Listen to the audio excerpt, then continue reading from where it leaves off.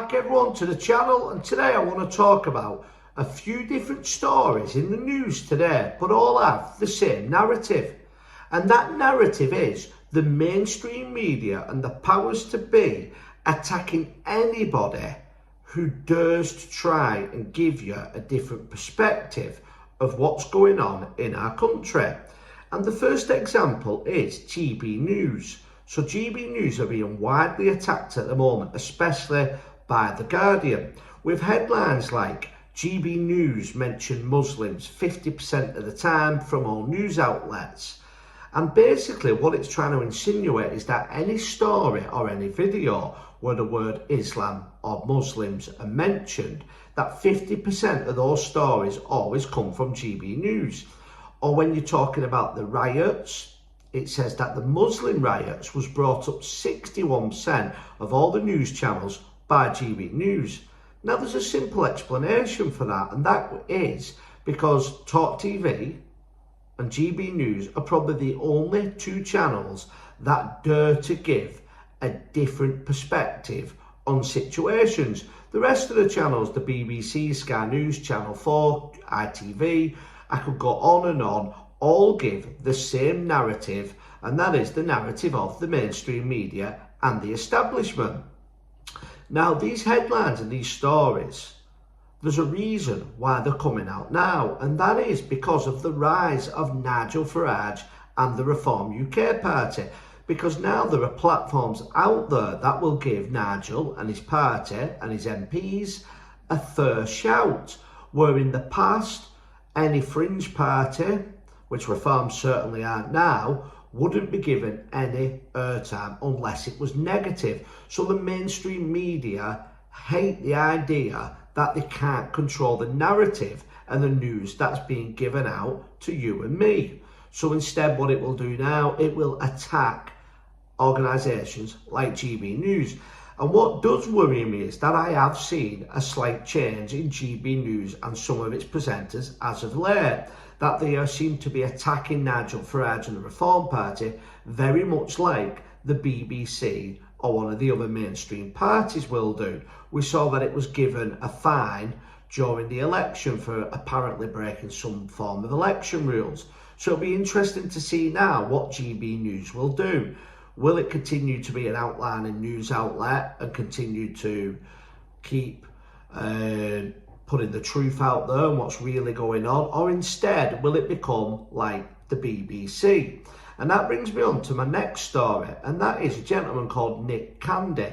Nick Candy, if you've seen the news over the last couple of days, is a former Conservative donor who has now gone over to the Reform UK party, and he is pledging to raise, as the treasurer for the Reform Party, around 40 to 50 million pounds for the next general election.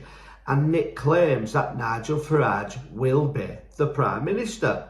But if you read any of the mainstream media outlets at the moment, they will tell you that Nick Candy is simply someone who was given lots of money by his grandma, and that's the only reason he's rich. And now the Reform Party is just a party for billionaires. Well, this gentleman, from what I can see, was given £6,000 in 1986 by his grandma and turned that into billions and billions of pounds. And they're claiming that he isn't an entrepreneur because he was given £6,000, which is absolutely ludicrous. Many people have been given lump sums like that, if not more, and have not been able to create billion-pound businesses. So the guy obviously knows about business and building business up, and he wasn't so bad when it came to raising money for the Conservative Party, but now he's raising money for the Reform UK and has such a prominent role. Nick Candy is now just a billionaire like the rest of them that joined the Reform UK party. Now, Nick Candy says the reason he's joined the Reform Party is because he looks at the country in which his two daughters are going to be brought in, and he comes to the conclusion, the same as I do, and most of you probably do, that Nigel Farage is our best hope at saving Great Britain. None of the other parties, in my opinion, will do it. But that doesn't stop the mainstream media attacking the leader of the Conservative Party, Kemi Badenoch. Now, I don't think Kemi Badenoch is anti-establishment like Nigel Farage, and I don't think the Conservatives will ever be the hope that we have to getting our country back. 2/3 of the Conservative MPs are basically Liberal Democrats. They're what they call One Nation Conservatives, who are basically mainstream mouthpieces who probably line their own pockets and aren't going to go against the establishment. But Kemi Badenoch does sometimes say certain things that make you wonder, could Kemi possibly be a little bit different? And the mainstream media has gone full blown on attacking Kemi this week. And that's because during Prime Minister's questions, Kemi Badenoch asked some very, very difficult questions to the Prime Minister. Kemi Badenoch made reference that Keir Starmer, in his history, had been in favour of giving full protection to migrants who had committed crimes. He wanted to protect them and they should be given all rights and stay here in the UK. And she said that this was only the tip of the iceberg and that more will come out about Keir Starmer and his history. Now, there's been a lot of speculation online over the past few weeks, and it's interesting to see what Kemi Badenoch is actually talking about. What is the next thing that she could bring out? Well, that was strong enough to worry the mainstream media that they started putting headlines out that Keir Starmer had destroyed Kemi Badenoch at Prime Minister's questions, and he destroyed her on immigration. Kemi Badenoch was terrible, apparently, according to these papers and news outlets, and Keir Starmer was just well above leagues when it came to Kemi. Well, the truth is, all that Keir Starmer did was, one, he didn't answer a single question, and two, he kept just referring to the Conservative Party's previous record in immigration, which I'm sure we can all agree it was terrible. The Conservative Party are not the answer, and for me personally, neither is Kemi Badenoch.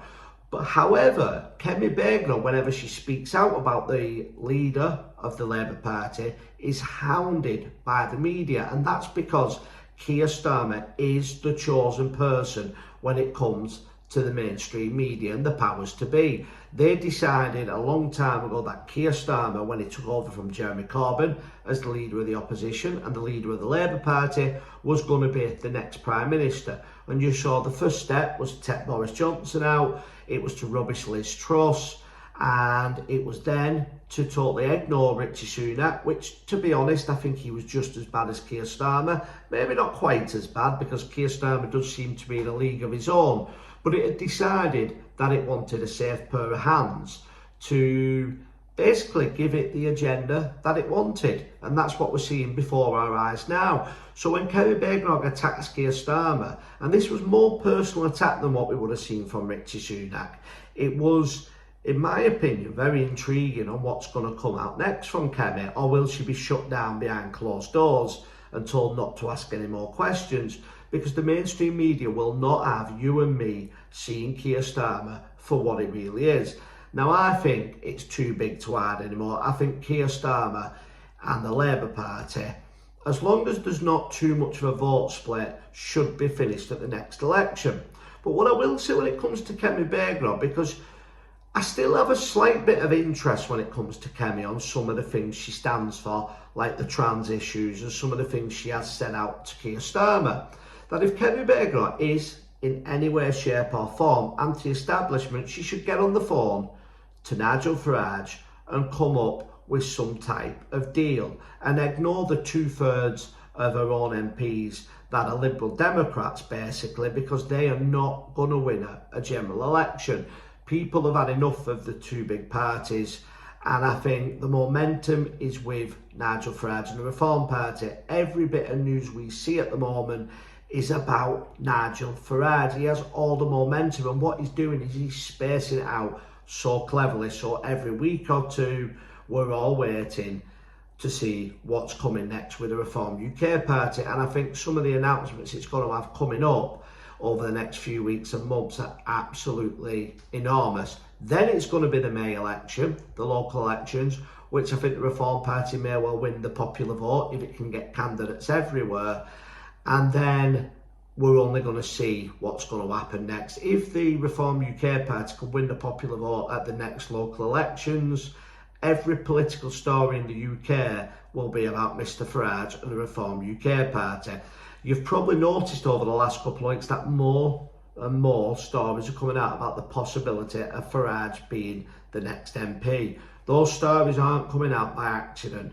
These people look at the data, they can see in the seats where the Reform Party finished second on what it's really polling at now. Don't forget, a lot of these pollsters and mainstream media as well, if they're saying that they're just behind the Conservatives and just above the Labour Party, don't be surprised if the Reform Party's popular vote is already well ahead of the other two parties. But please let me know what you think when it comes to the attack on GB News, when it comes to Nick Candy and his appointment as the new treasurer of the Reform Party, and finally, what's your opinion on Kemi Badenoch as the leader of the opposition? And what about the statement she made, there is more to come out, when it comes down to Keir Starmer, the Prime Minister, and trying to stand up for the protection of immigrants who've committed crime? Once again, thank you everyone for watching, and can I please ask you to like, share and subscribe, and I'll see you on the next video.